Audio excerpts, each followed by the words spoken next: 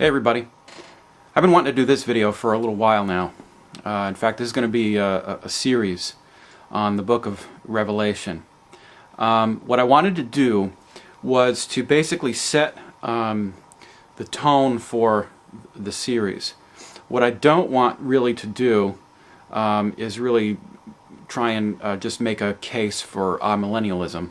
I am going to discuss some of the, well, not some, but all of the at least the four major millennial views that are out there. Maybe discuss a few problems with each one of them, and that kind of a thing. But really my aim in this series is to kind of break down the book of Revelation and make it much more easier to kind of get an idea of what it's really teaching. It's the hardest book in the Bible to understand and to really read and really gather meaning from.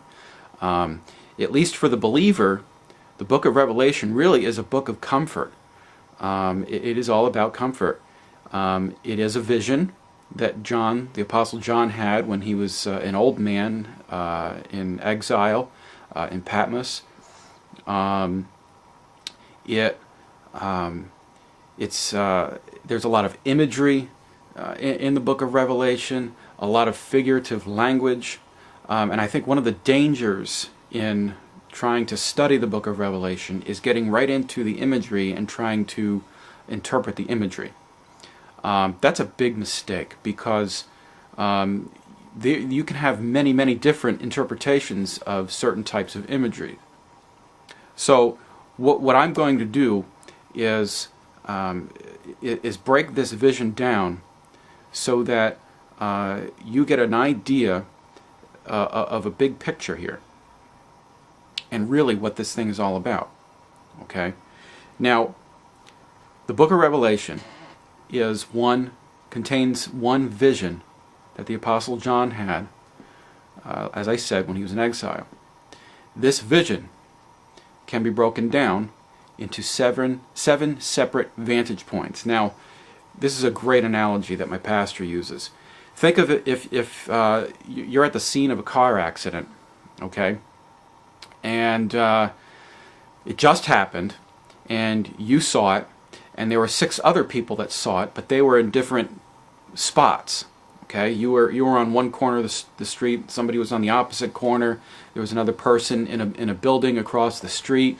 There was another person sitting on a park bench about 200 feet away from you. Whatever the case may be. Now the police are gonna try and get stories from each one of these people as to what happened. Each one of those people is going to give them a different perspective. Okay.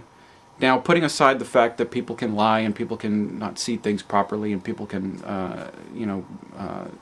not get things right, or maybe they didn't really see it, that kind of thing. Put all that aside for a moment, because every analogy breaks down at some point. But this is a really good analogy, because there are going to be pieces of information that are important to the unfolding of that accident that, from your vantage point, you're not necessarily going to have. If you're seeing the accident from the driver's side perspective, you're not going to know what happened on the passenger's side. You may be able to gather that, but you're not going to know that. You're not going to have seen it. Okay? In the book of Revelation, John gets this vision from 7 different vantage points, or you could even call it camera angles. Okay?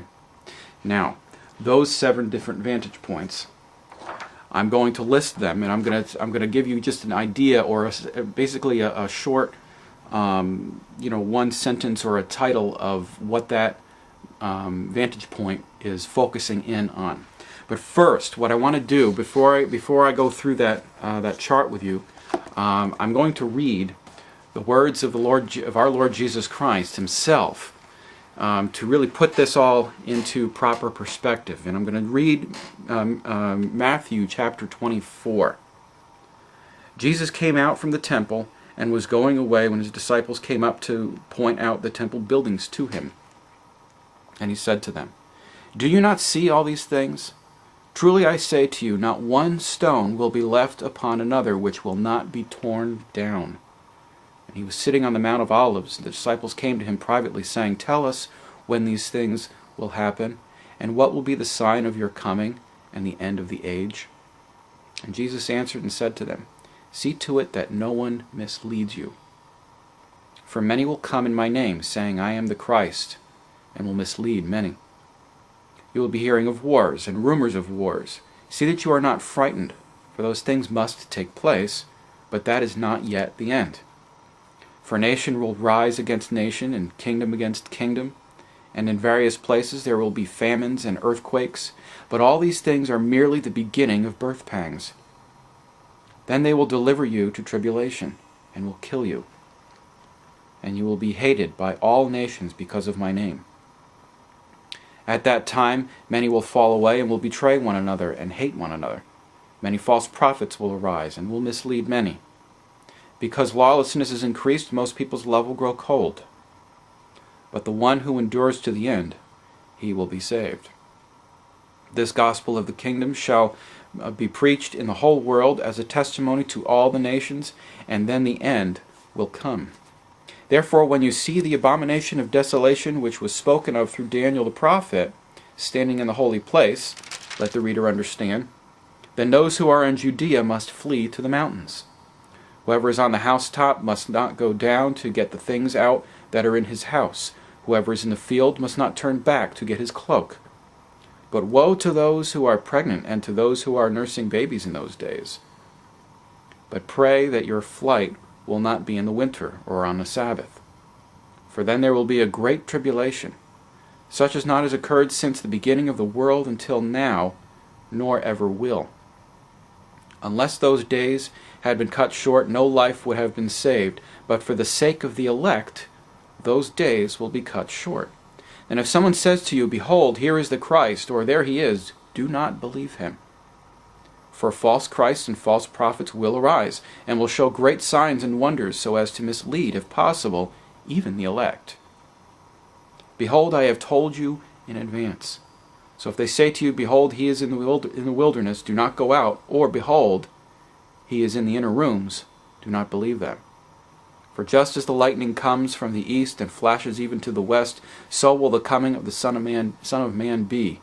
Wherever the corpse is, there the vultures will gather. But immediately after the tribulation of those days, the sun will be darkened, and the moon will not give its light, and the stars will fall from the sky, and the powers of the heavens will be shaken.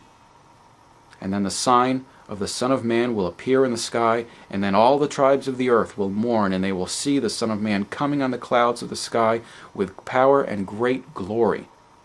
And he will send forth his angels with a great trumpet, and they will gather together his elect from the four winds, from the end of the sky, from one end of the sky to the other." Those are the words of Christ himself about the end times.